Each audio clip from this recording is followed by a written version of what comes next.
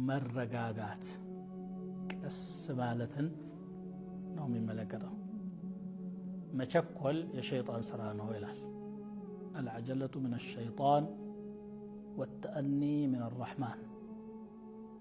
ጥድፊያ ከሰይጣን ነው፣ መረጋጋት ደግሞ ከአላህ ነው። ለዚህ ብሎ አላህ ሰማያትና ምድርን 6 ቀን ውስጥ ነው የፈጠረው። ከሱ ቁድራ አንጻር 6 ቀን አያስፈልገውም።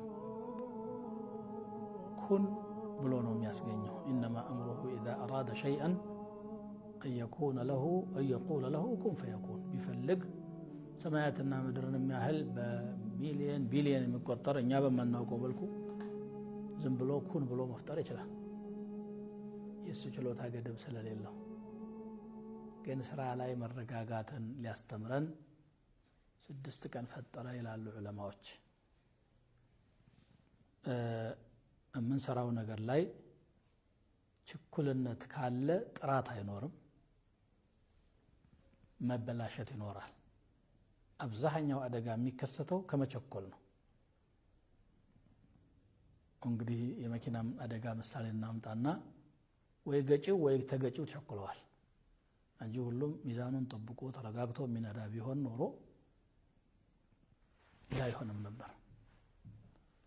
ልጆቻችን ጋር ስንኖር አንዱ አደብ ያጣል፣ ባለቤት አደብ ታጣለች፣ ሰው ናትና ተነስቶ ተናዶ ያልሆነ አመታት መጥቶ አካለ ስንኩል አይነ ስውር የሚያደርጋለ። ሌላ ቀርቶ ነቢያችን ሰለላሁ ዐለይሂ ወሰለም ወሕይ ሲመጣ እንዳይጠፋኝ ብለው ቸኩለው ከስር ሲያነቡ ወላ ተዕጀል ቢልቁርአን ሚን ቀብል አን ዩቅዳ ኢለይከ ወሕዩሁ ወቁል ረቢ ዚድኒ ዒልማ። በቁርአኑ አትጣደፍ ወሕዩ ተጠናቆ ሳይነገረህ በፊት ይልቁንስ ጌታ የእውቀት ጨምረኝ ብለህ ተናገር አለ። ላ ቱሐርክ ብሂ ሊሳነከ ሊተዕጀለ ብሂ። ምላስህን አታንቀሳቅስ ለመጣደፍ ብለህ ረጋ ብለህ አዳምጥ። ከልብህ እንዳይጠፋ አንተ ቀልብ ውስጥ መጠበቁ የኛ ኃላፊነት ነው። ኢነ ዐለይና ጀምዐሁ ወቁርአነሁ አለ። ስለዚህ የምንሰራውን ነገር ለኸይር መቻኮል ማለት እየሮጡ መሄድ መክነፍ ማለት አይደለም። ቅድሚያ ለኸይር መስጠት ማለት ነው። ለዚህ ብሎ አላህ ስብሓነሁ ወተዓላ ወሳሪዑ ኢላ መግፊረት ሚን ረቢኩም፣ ሳቢቁ ኢላ መግፊረት ሚን ረቢኩም፣ ከጌታቸው ወደሆነ ምሕረት ገስግሱ ተሽቀዳደሙ ፍጠኑ እያለ ነቢያችን ሰለላሁ ዐለይሂ ወሰለም ግን ሶላት ስትሄዱ አሉ ፈእቱሃ ወአንቱም ተስዐውነ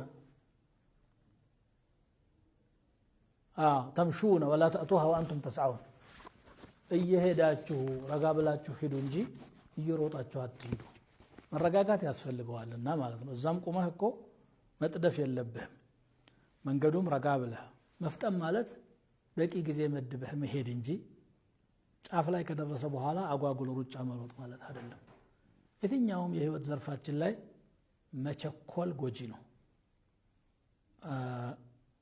አሸጁ አብዱልቀይስ የሚባል አንድ ሰሓቢ ከባህረይን አካባቢ ወገኖቹን እየመራ መጣ።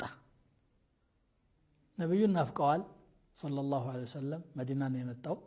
ቶሎ ለማግኘት ስለሚፈልጉ ሌሎቹ ሰሓቦች አብረውት የመጡት ቶሎ ብለው እቃቸውን እንኳን በደንብ ከግመሎቻቸው ላይ ሳያራግፉ መስጂድ ገቡ ረሱልን ለማግኘት። መሪው ግን ቀስ ብሎ ግመሉን አራግፎ እቃውን አውርዶ ቆይቶ መጣ። ረሱል ሰለላሁ ዐለይሂ ወሰለም አሉት ኢነ ፊከ ኸስለተይን አሉት፣ አንተ ላይ 2 ጥሩ ባህሪዎች አሉ አሉ። መልካም ነገር ሲያዩ ማበረታታት፣ ሽልማት መስጠት የረሱል ሱናቸው ነው። 2 መልካም ነገሮች አሉ አሉት። አልሕልመ ወልአናተ፣ ታጋሽነትና መረጋጋት አይባለውና እነዚህ ጥሩ ባህሪዎች ናቸው አሉት። እንግዲህ መርጠውም አሁን እንግዲህ እሱም ረሱልን ለማግኘት ነው ባህረይን ከሚባል ሀገር በረሃ አቋርጦ የመጣው። ሌሎችም እንደዚሁ። ግን ግመሎቹም ደክመዋል። ወገባቸው ላይ ሸክም ተሸክመው ሊወርድላቸው ሊያርፉ ይገባል። ቸኩሎ መሄድ የሚያመጣው ለውጥ የለም። ረጋ ብሎ መሄድ ነበርና ይሄን አስተማረ። በምትሰሩት ነገር ሁሉ አትቸኩሉ። ችግርም ሲያጋጥማችሁ ረጋ ብላችሁ አጢኑ። ደስታም ሲያጋጥማችሁ ከመጠን በላይ ፍንድቅ ብላችሁ እንትናት ብሎ ረጋ ብላችሁ ይሁት።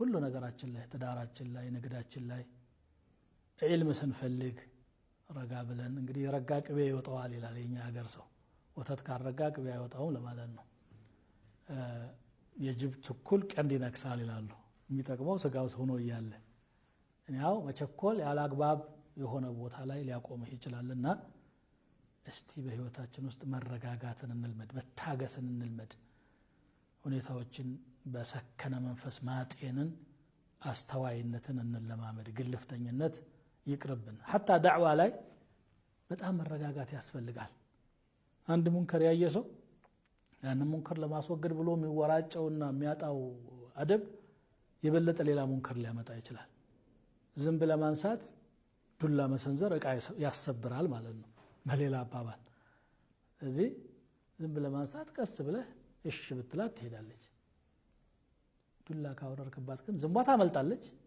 እቃ ተሰብርና በኋላ ትጸጸታለህ ማለት ነው ከመቸኮል የምናገኘው ነገር የለም